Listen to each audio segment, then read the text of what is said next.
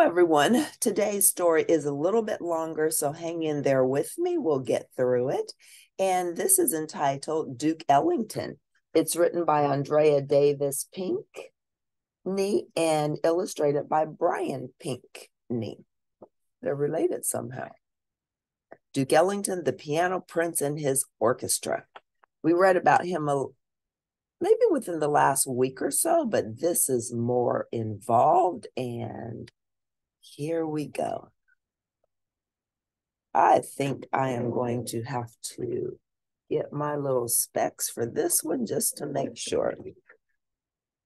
You ever hear of the jazz playing man, the man with the caps who could swing with his band? He was born in 1899 in Washington, D.C., born Edward Kennedy Ellington. But wherever young Edward went, he said, "Hey, call me Duke." Duke's name fit him rightly. He was a smooth-talking, slick-stepping, piano-playing kid, but his piano playing wasn't always as breezy as his stride. When Duke's mother, Daisy, and his father, J.E., enrolled him in piano lessons, Duke didn't want to go. Baseball was Duke's idea of fun. But his parents had other notions for their child. Duke had to start with the piano basics, his fingers playing the same tired tune, 1 and 2 and 1 and 2. Daisy and J.E. made Duke practice day after day. To Duke, 1 and 2 wasn't music. He called it an umpy-dump sound that was headed nowhere worth following. He quit his lessons and kissed the piano a fast goodbye. Parents, Duke. Years later, on a steamy summer night, Duke heard that Umpy Dump played in a whole new way.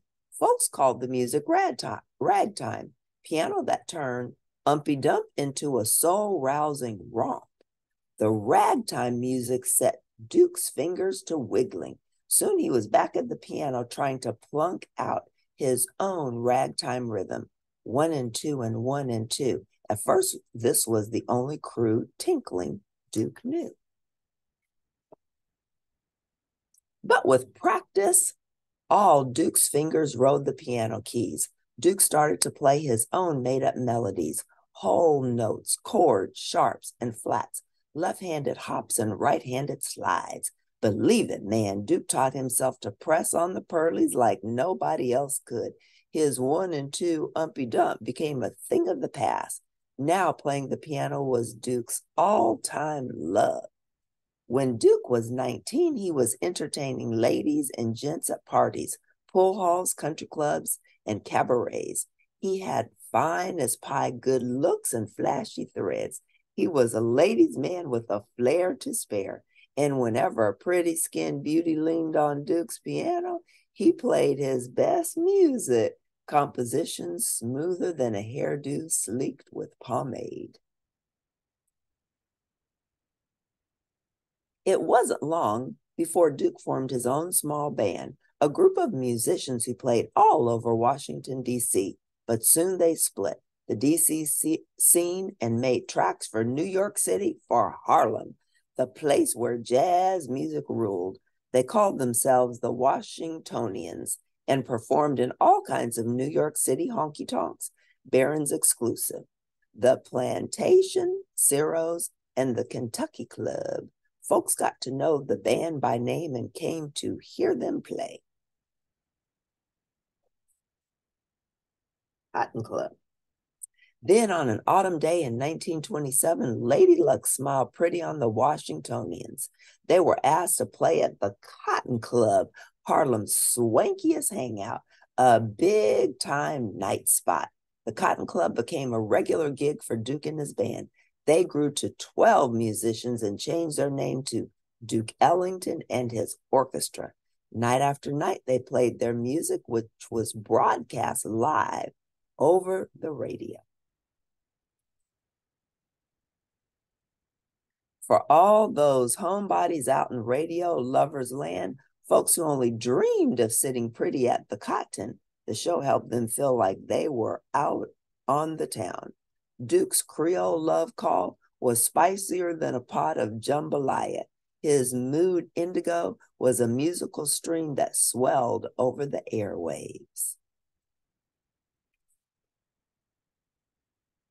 Sometimes the orchestra performed their tunes straight up, but other nights when the joint started to jump, Duke told his band to play whatever came to mind, to improvise their solos, to make the music fly. And they did. Each instrument raised its own voice. One by one, each cat took the floor and wiped it clean with his own special way of playing. Sonny Greer pounded out the bang of jump rope feet on the street with his snare drum, a subway beat on his bass drum, a sassy ride on his cymbal. Sonny's percussion was smooth and steady. Sometimes only his drumsticks made the music, cracking out the rattly beat of wood slapping wood. Along with Sonny Joe, Tricky Sam, Nanton went to work on his trombone, sliding smooth melodic gold. He stretched the notes to their full tilt, pushing and pulling their tropical lilt. When Tricky Sam was through, he'd nod to Otto, Toby Hardwick. Your turn, he'd say. Take the floor, Daddy-O.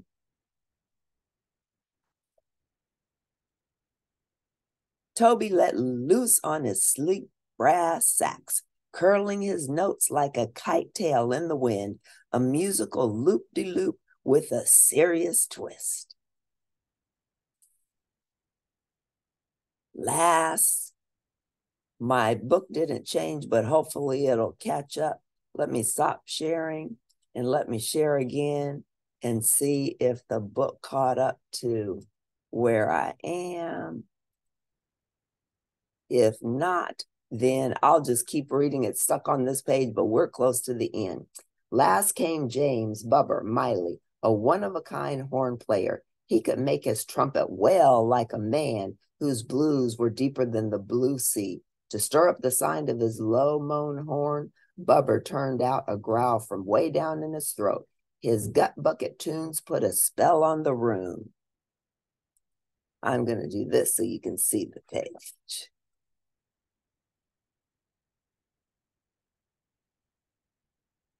All right, I'll just keep reading because we're almost done and you can just listen. Yay, those solos were kicking. Hot buttered bop with lots of sassy, cool tones. When the band did their thing, the Cotton Club performers danced, the Black Bottom, the Fishtail, and the Susie Q.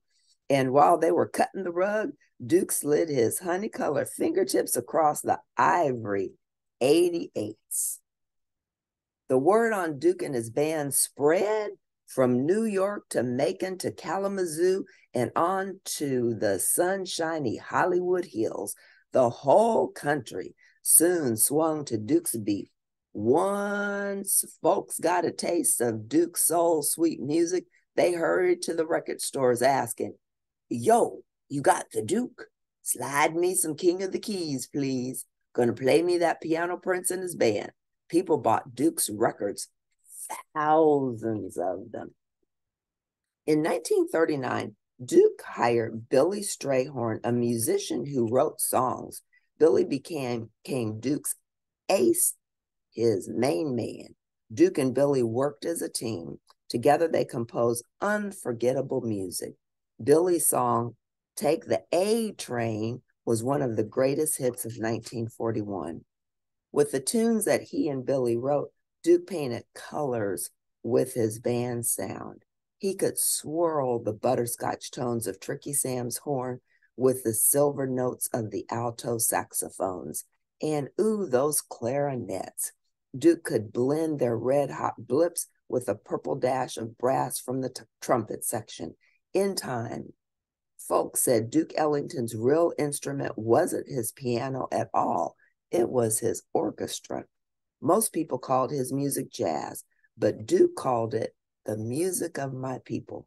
And to celebrate the history of African American people, Duke composed a special suite he called Black, Brown, and Beige, a suite that rocked the bosom and lifted the soul.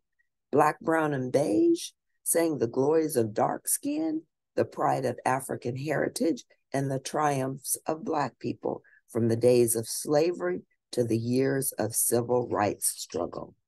Duke introduced Black, Brown, and Beige at New York Carnegie's Hall, a symphony hall so grand that even the seats wore velvet. Few African Americans had played at Carnegie Hall before.